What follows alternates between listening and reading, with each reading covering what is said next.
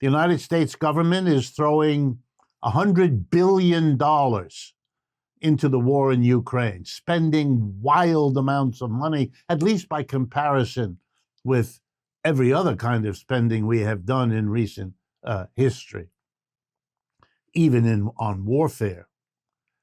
This kind of explosion of extra spending, all in this last 12 months, is inflationary. It means lots more money looking to buy things, and that typically pushes up prices. Now, of course, if this were paid for by taxes, if we taxed the American businesses, the American people, then they would have less money to spend because we're taxing them, and then that money would be used for the war. So the extra spending on Ukraine war would be offset by less spending by Americans. This, of course, would make the war very painful for Americans. And no political leader wants to do that for fear that it would undercut support for the war. So typically what happens is that money is printed to pay for the war. In other words, you use inflation to save yourself the political costs of taxation.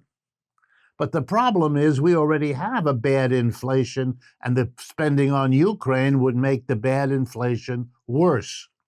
So we have the Federal Reserve, another part of our government, raising interest rates. And that works like a tax.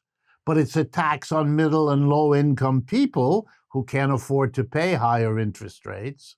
And it's a tax on middle and small businesses who likewise can't pay higher interest for borrowing money. So they're going to spend less.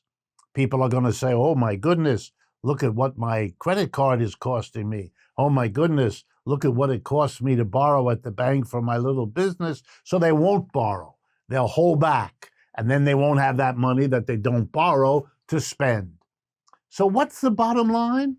We are, in fact, limiting spending, above all, by middle and low income people, because they can't afford to pay the inflated prices of goods and services, and by low and middle income businesses and individuals who can't borrow at higher interest rates. So what are we doing? We are financing the war in Ukraine,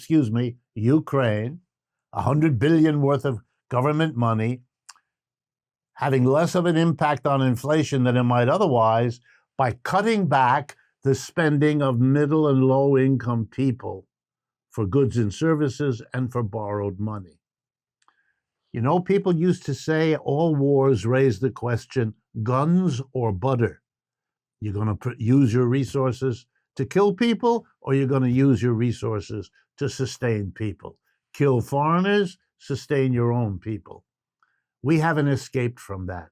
We are, in fact, spending on guns and cutting back on the butter. Does that have to be? Absolutely not. I'm going to give you two alternatives that show how it could be done differently. Suppose the government had decided to do what Richard Nixon did in 1971, solve the inflation problem by imposing a wage price freeze. No business allowed to raise price, no workers allowed to raise wages. Wow. You know what you could have done then? You could have had a wage price freeze, taxed the richest amongst us, the biggest corporations, and used that money for the war in Ukraine if that's what you wanted to do. That way, those who could afford it the most, the richest, the biggest, would pay for the war. It wouldn't be taken out of the hides of middle and low income people. And the richest in America have been growing their wealth faster than anybody else for the last 40 years, so it would make sense on the grounds of fairness as well. You could have done that. You might have done that, and we ought to think about doing that rather than pretending that that option, that alternative, doesn't exist. Here's another one. You want to stop the inflation that hurts the mass of people? Because, middle and poor, that's the overwhelming majority of our people.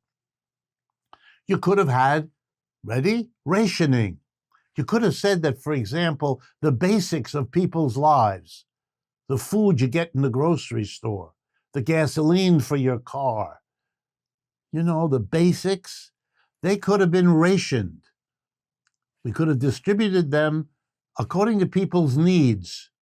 You got to get a little ration card. Says you're entitled to buy 5 quarts of milk a week because you have children. And if you're an elderly couple, you don't, because you don't need the milk. Rationing, we did that in the United States in the early 1940s. We know exactly how to do it. We did it very successfully back then. And it prevented an inflation then. And it could have prevented one now. You could then finance Ukraine, if that's what you want to do, without whacking the mass of people with an inflation, with rising interest rates, and all the rest.